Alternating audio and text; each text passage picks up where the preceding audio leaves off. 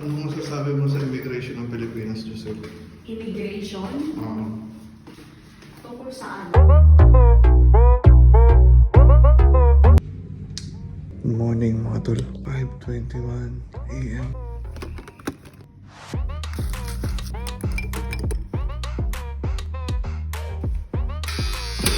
Good morning.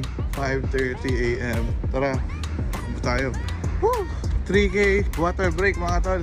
Kaya lang, wala akong makitang cold store. Okay, we got the supermarket. Hello? Outside? Room for rent. Ang init mo? Okay ka lang?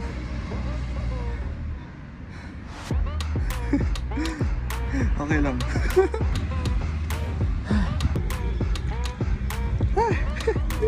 Morning! 5.75k, 6:54 AM sa Friday. Tara, sama kayo. Slow Friday today. Let's go!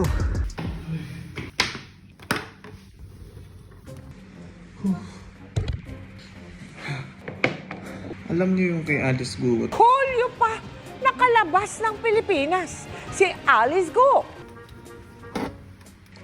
Dahil wala naman tayong gala ngayon, gusto ko lang i-bring up kasi may experience din kami dun sa immigration. Halos lahat naman siguro may experience sa immigration, lahat na nag-abroad, kahit nagtutur lang.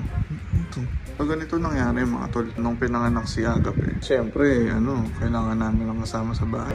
Naisip namin na dalhin yung pinsan ni Mrs. Visit visa, tourist visa kasi yun yung pinakamadaling paraan Okay na lahat. Bayad na kami ng visit visa.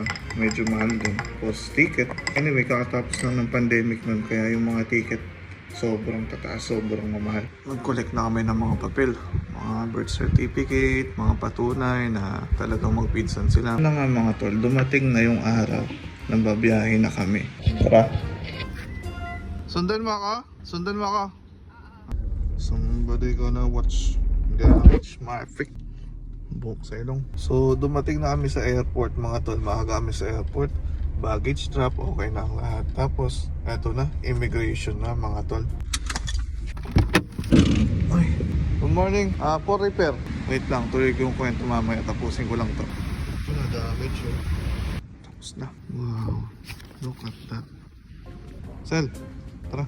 Pwede kabang ba si yung pinsan ni Joe na nasa immigration na kami. Binigay na yung birth certificate nilang dalawa, birth certificate ni mama, birth certificate ni tita.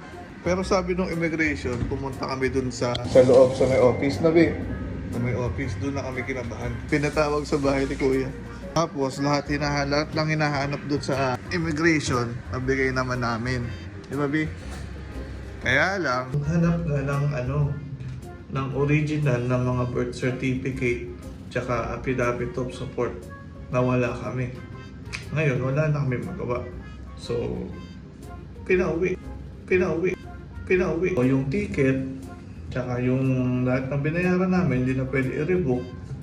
Wala na, bye-bye. Inaamin ko naman mga tol na mali din kami kasi di kami dumaan sa tamang proseso.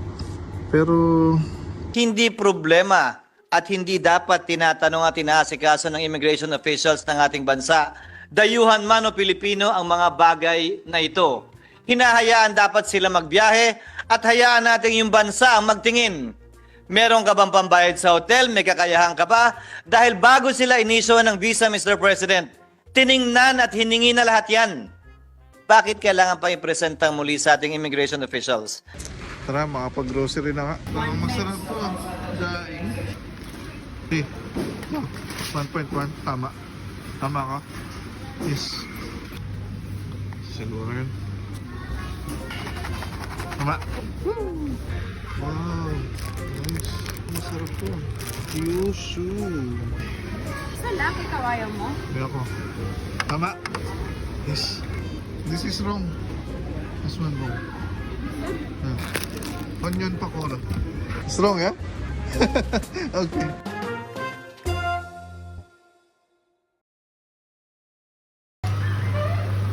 Sinigang. Aray! Grabe, napaso ako. Napagod din ako today 19,000 steps, B.